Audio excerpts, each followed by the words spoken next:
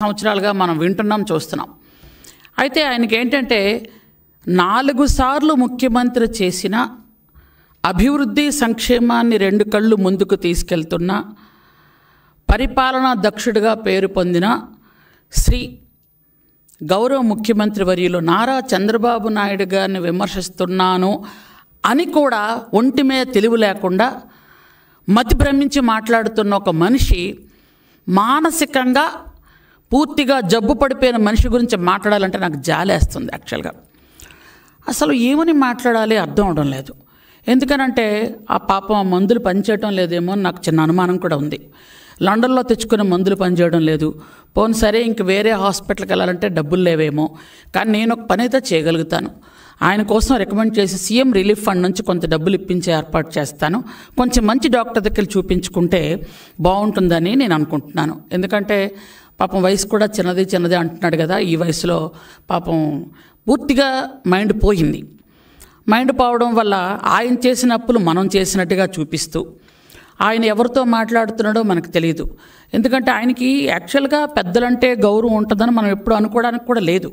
కారణం ఏంటంటే ఒక తండ్రి దాదాపు వయసు అంటే రాజశేఖర రెడ్డి గారి వయసు, చంద్రబాబు నాయుడు గారి వయసు ఇంచుమించు ఒక వయసు ఉన్న తండ్రి లాంటి ఒక మనిషి మీద తండ్రి లాంటి అన్నా కూడా తప్పేనండో. ఎందుకంటే తండ్రి చనిపోతే అక్కడ ఆ శవాన్ని పెట్టుకొని దాని మీద పేలాలు ఏరుకొని అక్కడ రాజకీయం చేయాలనుకున్న మనిషి కాబట్టి పెద్దవాళ్ళంటే గౌరవం ఉంటుందని నేను అనుకోను. అలాగే చిన్నాన్న, ఇంకా చిన్నాన్ని సొంత చిన్నాన్న అంటే తండ్రి తర్వాత తండ్రి, అలాంటి తండ్రిని చంపడంలో మహానుభావుడు పాత్ర ఎంత ఉందో అనేది వాళ్ళ చెల్లె సొంతంగా చెప్పింది. కాబట్టి ఆయనకి పెద్దలంటే భయం భక్తి ఉంటుందని కానీ మనం ఎప్పుడైతే అనుకోవడానికి లేదు. కాబట్టి ఎందుకంటే ఇవన్నీ చూస్తూ ఉంటే మనిషికి మతి పనిచేయట్లేదని క్లియర్గా అర్థమవుతుంది మనకి. ఎందుకంటే ఏప్రిల్ మేలలో 20,000 కోట్ల రూపాయలు అప్పు చేసినటువంటి ఈ పెద్ద మనిషి అప్పు చేసిన వెంటనే ఎలక్షన్ వచ్చేసింది. ఆ డబ్బులు ఏం చేశారయ్యా మీరు? ఎవరికి పంచారు?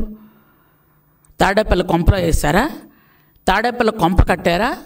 మీరు యాక్చువల్గా చెప్పాలంటే ఆంధ్రప్రదేశ్లో ఉన్నటువంటి డబ్బంతా గత 5 సంవత్సరాల్లో దాదాపు 20 సంవత్సరాలని ఆంధ్రప్రదేశ్ నెట్టేసి మీరు చేస్తున్న పనేంటి?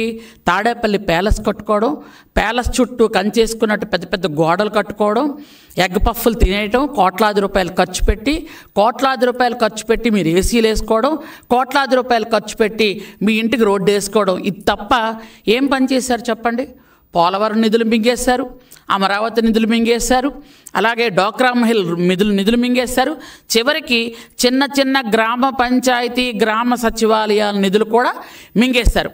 సర్పంచుల అకౌంట్లో పడాల్సిన డబ్బులు కూడా మీ అకౌంట్లో వేసుకొని మింగేసినటువంటి పెద్ద తిమింగలాలు మీరేమో మంచి గురించి అభివృద్ధి గురించి మా చంద్రబాబు నాయుడు గురించి మాట్లాడే అర్హత ఏమీ మీకు లేదనడానికి నేను కాదు, రాష్ట్రంలో ఏ చిన్న అబ్బాయినైనా అడిగినా చెప్తారు. ఎందుకంటే ఈయనకు మతి పోయింది అని. నిన్న మాట్లాడతాడు ఆయన. ఒక విలేకరు ఎవరో పాపం అడిగారు, సార్ మీరు మళ్ళీ అసెంబ్లీకి వెళ్తారా అని. నేను అసెంబ్లీకి రావాలా వద్దో మీరు వెళ్ళి స్పీకర్ గారిని అడగండి. ఆ 2 మాటలకు ఏమైనా సంబంధం ఉందా అండి? నిజం చెప్పండి. ఇప్పుడు మీకు అర్థం అవట్లే ఆయన పిచ్చోడని. పాప విలేకరు ఏదో అడిగారు, మీరు అసెంబ్లీకి వెళ్తారా లేదా? వెళ్తాను అంటే ఎస్, వెళ్ళంటే నో అని చెప్పాలి. వెళ్ళి స్పీకర్ గారిని అడగంటే అర్థం ఏంటి? స్పీకర్ గారిని ఎందుకు అడగాలి? అంటే పాపం ఎంత మతిపోయిందో చూడండి. అంటే 6 నెలలు అధికారంలో లేకపోతే సైకో జగన్మోహన్ రెడ్డి చిప్పు మొత్తం పోయింది. అంటే ఎంత పాపం ఒంట్లో బాగోలేని మనిషిని మనం ఏదైనా అనాలంటే నాకు పాపం అనిపిస్తుంది. కాబట్టి ఎందుకంటే ఇంకా అసెంబ్లీకి ఇంకా వాళ్ళ మనుషులు ఉన్నారు కదా, వాళ్ళేమో అసెంబ్లీకి వస్తాడు బల్లలు గుద్దేస్తారంటారు. వాళ్ళు అసెంబ్లీకి రమ్మనే కదా అందరూ చెప్తున్నారు. అసలు నేను గెలిపించింది దేనికి? 11 సీట్లు ఇచ్చి బయటకు తోసేసిన ప్రజలు ఆ 11 మందిని అసెంబ్లీకి రమ్మనే చెప్తున్నారు. గెలిచిన తర్వాత అసెంబ్లీకి ప్రతి ఎమ్మెల్యే వెళ్ళాలి అనేది అది విధి నిర్వహణ చేయాల్సినటువంటి బాధ్యత. అక్కడున్న ప్రజలు 2 లక్షల మంది దాదాపు ఉంటారు అసెంబ్లీలో. వాళ్ళు వచ్చి వాళ్ళ కష్టం సుఖం ఇక్కడ చెప్పాలి, నియోజకవర్గానికి అభివృద్ధికి నిధులు తీసుకువెళ్ళాలి అని అంటే ఖచ్చితంగా అసెంబ్లీకి వచ్చి మంచి చెడ్డ మాట్లాడాలి. మీరు మాట్లాడినప్పుడు మీకు పదవులు ఎందుకు రాజీనామా చేసేయండి. దానికి ఎందుకు మరి ఇంకా స్పీకర్ని అడగండి, లేదా మంత్రిని అడగండి, ముఖ్యమంత్రిని అడగండి. ఇదేంటిది అంటే మీకు 11 సీట్లు రావటమే గొప్ప ఈసారికి. ఎందుకంటే పంగనామాలు పెట్టారు, అందరికీ ఒక పంగనామం పోయింది, 2 పంగనామాలు మీకు మిగిలాయి. 151 సీట్లు సంపాదించామని విర్రవీగారు. 5లో ఉన్న మధ్యలో ఉన్న 5 పంచభూతాలు ఆవిరైపోయి మీకు ఆ 11 మిగిలాయి. ఎందుకనంటే మనిషిని ఎప్పుడు కూడా భూమి మీద కాలుండాలి. అవి లేకుండా ఇష్టానుసారంగా మాట్లాడి, ఇష్టానుసారంగా ఆడవాళ్ళని దూషించి, ఆడవాళ్ళని ఎంత దారుణంగా 5 సంవత్సరాలు మీరు ఆడవాళ్ళతో బిహేవ్ చేశారు. ఆడవాళ్ళని ఎంత దారుణంగా హత్యలు, నేరాలు, ఘోరాలు, రేప్లు, చిన్న చిన్న పసిపిల్లల మీద కూడా అంత అగాత్యాలు చేసినా ఎక్కడంత దారుణంగా కనీసం మీరు ఎవరి మీద ఒక్క క్రమశిక్షణా చర్య తీసుకున్నది కూడా లేదు. చంపేసి డోర్ డెలివరీ చేసిన ఎమ్మెల్సీని పక్కన పెట్టుకునే తిరుగుతారు. పొడి చేసి వెళ్ళినటువంటి కార్యకర్తలు మీ పక్కనుంటే వాళ్ళని పట్టుకొని మీరు మీటింగులు చేస్తారు. ఇట్లాంటి స్వభావం ఉన్న మీరు, సొంత తల్లిని చెల్లిని బయటికి నెట్టేసిన మీరు ఈరోజు నీతులు చెప్తున్నారు అంటే ఆ నీతులను ఏమనుకోవాలి అసలు? ఇవి నీతులా?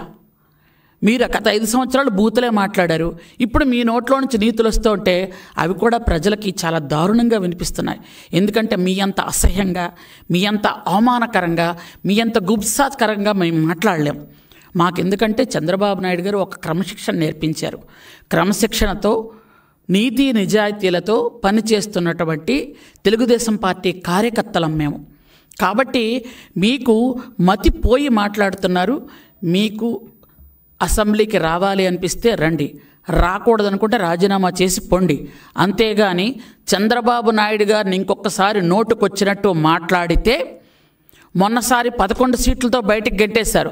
ఈసారి వచ్చి మీ చొక్కా పట్టుకొని ఖచ్చితంగా కార్యకర్తే కాదు ప్రతి ప్రజలు కూడా నిలదీసి అడగాల్సినటువంటి ఒక దురదృష్టకరమైనటువంటి చర్య తెచ్చుకుంటారు మీరు. ఎందుకంటే దానికి భయపడే మీరు దేనికి రావట్లేదు. పైగా జగన్మోహన్ రెడ్డి బయటకు రావాలంటే శవం ఉండాలి ఖచ్చితంగా. ఆయన శవం చూస్తేనే కారు వెళ్తుంది, శవం చూస్తేనే ఇది నడవగలగడు. ఎందుకంటే ఆయనకి శవాలతోని రాజకీయాలు, శవాలతోని బిజినెస్లు చేయటం అలవాటు ఆయనకి. కాబట్టి ఈయన బయటకు వచ్చాడు అంటే ముందు వాళ్ళ ఇంట్లో వాళ్ళే భయపడతారు. ఎందుకంటే ఫస్ట్గా ఆయన సీఎం అవ్వాలంటే చిన్నాన్న పైకి లేపేశాడు. మొన్నసారి వాళ్ళ అమ్మ చెల్లి ఎంత భయపడ్డారంటే మళ్ళీ ఈయనకి పదవకాలను మా ఇద్దరిలో ఎవరు పోతారు అని భయపడ్డారు. మొత్తానికి ఏదో ఆ భగవంతుడి దయ వల్ల వాళ్ళకి ఆయుష్ గట్టిగా ఉండి వాళ్ళు ఎక్కడో దాక్కొని వాళ్ళ అమ్మను అతను బయటికి పంపించాడు కాబట్టి సరిపోయింది. పాపం చాలామంది మన రాష్ట్రంలో అనుకుంటారు అందరూ తల్లిని బయటకు పంపించాడు, ఆవిడకి ఆయుష్ ఉండబట్టే బయటకు వెళ్ళింది. ఇంట్లో ఉంటే ఆవిడ చచ్చిపోయి ఉండదు, మీకు ఎవరికి తెలియదు పాపం. వాళ్ళ చెల్లి కూడా ఏదో ఆయుష్ గట్టిగా ఉండబట్టి ఆయనకి ఆస్తి నపం పెట్టి ఆవిడ బయటకు తోసేశాడు. కాబట్టి ఎప్పుడైనా సరే రాజకీయాల్లో గత 5 సంవత్సరాల్లో జరిగినటువంటి దుర్మార్గాలు, అరాచకాలు, అన్యాయాలు, రాష్ట్రంలో ప్రజలందరి మీద పన్నులు, చెత్త పన్నులు, ఇలాంటి సర్పంచులకి అధికారం లేకపోవడం, స్థానిక సంస్థలకు అధికారాలు లేకపోవడం, కనీసం ఒక ఎమ్మెల్యే కూడా ఒక గ్రామంలో ఒక పని చేయడానికి అధికారం లేకపోవడం, మంత్రులకు కనీసం ముఖ్యమంత్రి ముఖం చూసి మాట్లాడే అవకాశం లేకపోవడం అనేది గత 5 సంవత్సరాలనే జరిగింది. ఇంకెక్కడా జరగలేదు. ఇప్పుడు 4,000 రూపాయల పెన్షన్ ఏ రాష్ట్రంలోనే ఇచ్చారా? కేవలం ఈ రాష్ట్రంలోనే, ఆంధ్రప్రదేశ్ రాష్ట్రంలోనే ఇస్తున్నారు. అది మా ముఖ్యమంత్రి మా చంద్రబాబు నాయుడు గారు మాత్రమే ఇస్తున్నారు. ఇలా ఒకటి కాదు, అన్ని కార్యక్రమాలు చేసుకుంటూ వెళ్తున్నాం. 1 కాదు 2 కాదు, అభివృద్ధి సంక్షేమం అనేది 2 కళ్ళుగా వెళ్తుంది. ఈ 7 నెలల కాలంలో ఎవరైనా ప్రజలు ఇగో పలానా ప్రాబ్లం ఉంది, మేము ఇలాంటి కష్టపడ్డామని మీకు ఎవరైనా వచ్చి చెప్పారా? కనీసం మీకు మీరే వచ్చి రండి ఫీజు రీంబర్స్మెంట్ లేదు ధర్నాలు చేద్దాం, రండి ధాన్యం కొనుగోలులో ధర్నాలు చేద్దాం, రండి అది చేద్దాం, మీరు జనాలను పిలుస్తున్నారు. కానీ ఒక్క జనమైనా వచ్చారా? అంతెందుకు, మీకు నిజంగా సిగ్గుంటే, గౌరవ మర్యాదలుంటే మొన్న మీరు ధాన్యం కోసం ధర్నా చేద్దామని వెళ్ళారు. కొనుగోలు కేంద్రాల్లో డబ్బులు రాలేదు అని. మీకు నిజంగా బుద్ధి ఉందా? 24 గంటల్లో డబ్బులు పడతాయని మా చంద్రబాబు నాయుడు గారు చెప్తే 3-4 గంటల్లో వాళ్ళకు డబ్బులు పడేవి. ఒక్క ప్రజలు రాలేదు, ఒక్క రైతు రాలేదు. మీ ఎమ్మెల్యే, మీ అనుచరులు కొంతమంది వెళ్ళి ఎంఆర్ ఆఫీస్ దగ్గర ధర్నా చేసి మీకు మీరు ఫోటోలు తీసుకొని వచ్చేశారు. ఫీజు రియంబర్స్మెంట్ రండి అని పిలుస్తున్నారు. మీరు బకాయిలు పెట్టి వెళ్ళిపోతే దాన్ని ఈరోజు లోకేష్ బాబు గారు జాగ్రత్తగా ఫీజు రియంబర్స్మెంట్ అన్నీ బకాయిలన్నీ మెల్లమెల్లగా తీరుస్తుంటే సిగ్గులేదు మీకు ఆ మాట అనడానికి? సిగ్గు లేకుండా మాట్లాడుతున్నారు. ఈ 7 నెలల కాలంలో మీరు చేసిన బకాయిలు తీర్చడానికే సగం సొమ్ము అయిపోతుంది. నిజంగాను కేంద్రం నుంచి వచ్చే నిధులు కానీ రాష్ట్రం నుంచి వచ్చే నిధులు కానీ ప్రజలకి డైరెక్ట్గా వెళ్తున్నాయి. ఈరోజు చాలా రోడ్లు నిజంగా మా గిరిజన గ్రామాల్లో అరకు పార్లమెంట్ నియోజకవర్గం మొత్తం మీద 2 జిల్లాలు, ఈ 2 జిల్లాల్లో రోడ్డు కనెక్టివిటీ లేక ఎంతోమంది గిరిజనులు చాలా ఇబ్బంది పడుతూ వస్తే, గర్భిణీలను డోలీ మోతలు మోసుకుంటూ వస్తే ఈరోజు PM జన్మన్లో మాకు దాదాపు 350 కోట్లు వస్తే 350 కోట్లు కూడా రహదారి సౌకర్యాలకి కల్పించినటువంటి గొప్ప ఉద్దేశం మా చంద్రబాబు నాయుడు గారిది. మా చంద్రబాబు నాయుడు గారు NRGS నిధులు కానీ R&Bకి కానీ PRకి కానీ అన్ని డిపార్ట్మెంట్లు చెప్పి ముందు ST నియోజకవర్గాలకే నిధులు ఇవ్వండి, రోడ్లు వేయండి అని చెప్తే ఒక్కొక్క నియోజకవర్గానికి దాదాపు 40 నుంచి 80 కోట్లు నిధులు వచ్చాయో లేదో మీరు కావాలంటే వెళ్ళి ఎంక్వైరీ చేసుకోండి. ప్రతి నియోజకవర్గంలో కూడా రోడ్డు కనెక్టివిటీ చేస్తున్నాం. ఈరోజు మీరు ఏదైతే ఆ రోజు గిరిజనుల్ని మీరు చిన్నచూపు చేసి వదిలేస్తారో ఈరోజు గిరిజనుల గర్భిణులకు అందరికీ వసతిగృహంలో మళ్ళీ ఏర్పాటు చేసి వాళ్ళని సురక్షితంగా డెలివరీ అయ్యాక పంపిస్తున్నాం. ఈరోజు గిరిజనులకు మళ్ళీ ITDA ఓపెన్ చేసాం. ITDA ద్వారా మళ్ళీ గిరిజనులందరికీ సేవా కార్యక్రమాలు అందించడం జరుగుతుంది. అలాగే ట్రైకా రుణాలన్నీ మీరు ఆపేశారు. ఆ ట్రైకా రుణాలన్నీ మళ్ళీ ఇప్పుడు మనం అన్నీ ఇస్తున్నాం. ఆ రోజు ఎవరైతే రైతులు ఉన్నారో చిన్న లోన్లు ఇవ్వాలంటే మీరు ఏ లోన్లు ఇవ్వకుండా మొత్తం కట్టగట్టేశారు.